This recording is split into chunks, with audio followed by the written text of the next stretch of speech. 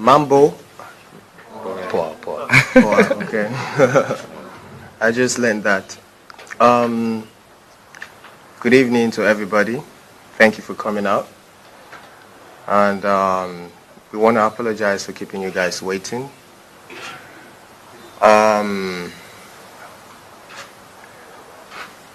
So I would like to start from the get-go. I was contracted by an agency, back home to perform here in Tanzania, August 7th. I was supposed to be in Uganda August 6th. So I felt, okay, well, it's only nice to, drop in and say hello to my Tanzanian people. I had an amazing time in Uganda. It was a great show, made friends with the media and all that. So the agency reached out and advised that the promoter in charge of the show here in Tanzania already booked a flight for me to leave Uganda. It's a connecting flight to leave Uganda on the 8th, morning of the 8th, 7th, morning of the 7th, to come straight to Tanzania, Dar es Salaam. Did I pronounce that right? Yeah. Dar es Salaam. Okay, cool. Dar es Salaam. Dar es Salaam. Okay. It's a beautiful city, by the way. Oh yeah, I know. Beautiful people too. And people love you. I know. So much. I know. All right, so I left the hotel at Uganda exactly 6 a.m. in the morning. I head straight to the airport, caught the flight, but unfortunately, the airline delayed the flight like an hour in Uganda. But we still got on the plane, and then we flew into Nairobi, Kenya. On getting to Kenya, the connecting flight from Kenya to Dar es Salaam left. So we communicated this to the organizers, the promoters of the show, that this is the situation right now. As it is, we can't be, because we got to Nairobi 12 p.m., 12 noon. And we communicated to the organizers and the promoters that, look, this is the situation on ground. The flight got delayed, so we missed the connecting flight. What's the situation? Can we still make the show? Oh, yes, and they confirmed to me that they can get the next available flight to Dar es Salaam for 8:45 p.m. 8:50 actually. 8:50. For 8:50 p.m. You're supposed to be 6, so then 8:50. Oh, okay, yeah, 8:50 p.m. So I was in Nairobi, Kenya for 8 hours. I was at the airport, at the lounge at the airport. It was filled up with people, by the way, because a lot of the flight got cancelled and got delayed that day. So we managed to stay in Nairobi for 8 hours. The time, 8:45, we got on the plane, we flew straight to Dar es Salaam. We got to Dar es Salaam, I think we landed around past 11. About midnight. Yeah, around midnight, yeah. So unfortunately, getting to Dar es Salaam, we realized that the airlines forgot our bags in Nairobi, Kenya, along some of the equipment we'll be needing for the performance that night. The gears, the costumes, and all that. So we communicated yet again to the organizers. I think, look, this is the situation on ground. We spoke to the airlines. They assured us that, okay, fine, we'll get the bags. We'll try and work how we can find the bags and get them across to you. So the organizer assured me that I can still be on stage by 3 a.m. in the morning. So I worked with them on that and said, okay, no problem. I'll compromise. We can let go of that. Let's go. Let's make the show happen. So we left the airport. We got to the hotel at around 1:30 in the morning. Yeah. Yeah, we got to the hotel at around 1:30 in the morning. Yeah. Okay. You good, bro? Nah. All right, cool. So so I sent my band to the venue. Yet, of course, to get everything settled for the performance, to do the sound check. Although I was supposed to be there, because that's how I do my sound check. There are videos of me doing my sound check in Uganda. It was me, my band, and some of the fans. We had fun. It was good. So I said, okay, fine. I'll stay back because I realized that the fans were already at the venue. Like thousands of the fans were there already waiting for me to perform, waiting for me to get on stage, so it wouldn't be advisable for me to go down there to do the sound check. So I sent the band over to make sure, okay, let's see what we can do. Let's see what we can do with the available setup.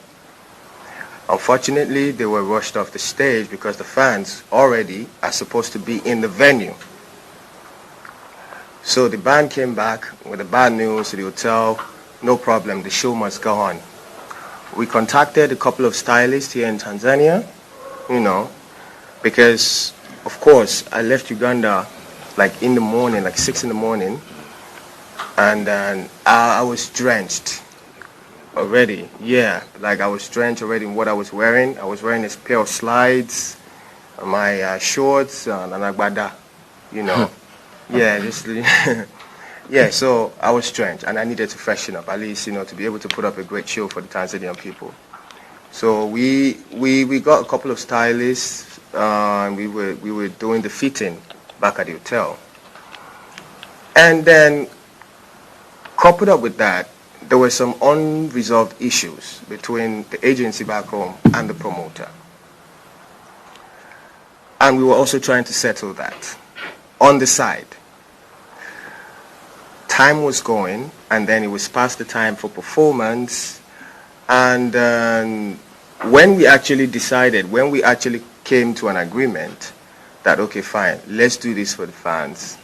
Let's go on with the show. I don't mind. I'll wear my slides. I'll look this way, and I'll go for the show. The venue was already, the people were already going wild. The fans were already going wild, which I know is out of love. No disrespect to the fans. And then I was advised to stay back. You can't go. It's not safe or whatever. So I said, okay.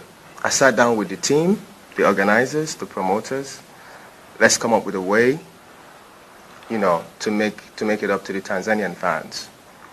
And then we decided to do a makeup show for free this time. I even agreed to partner with them this time, to make the show go on. So we said, okay, in the morning we put out a statement. We apologize to the fans. We are all tired. Let's get some rest. In the morning, daybreak, we put out a statement and address this issue, and everything will be solved. But unfortunately, by morning, the whole issue has already been blown up, out of proportion. The law got involved due to the vandalism. Yeah, vandalism. So the police came by to my hotel, take me in for questioning. It wasn't an arrest, by the way. So they took me in for questioning as to why my name keeps coming up. How are you connected to the destruction of this property? So I went in, I gave my statement, and here we are. I still sat down with the promoters and the organizers and say, you know what? I love my people in Tanzania. They've been supporting my music. Buga was number one here when I released it too, and even the official video for Buga had the flag of Tanzania in it. Absolutely. Yeah. 2015, yeah. I've been here 2015. I've been here. I come here. I went to Zanzibar. Really? Yeah. Yeah. I was here. I come here often. you know, to chill and have fun because I love the people of Tanzania, obviously. Good energy, good vibe, you know. So, yeah, I sat down with Straight Up Vibes, my brother Montana, and I told him, you know what? The show must go on. Regardless of the press out there, regardless of the news out there, regardless of whatever it is that is flying out around there, let's make this happen.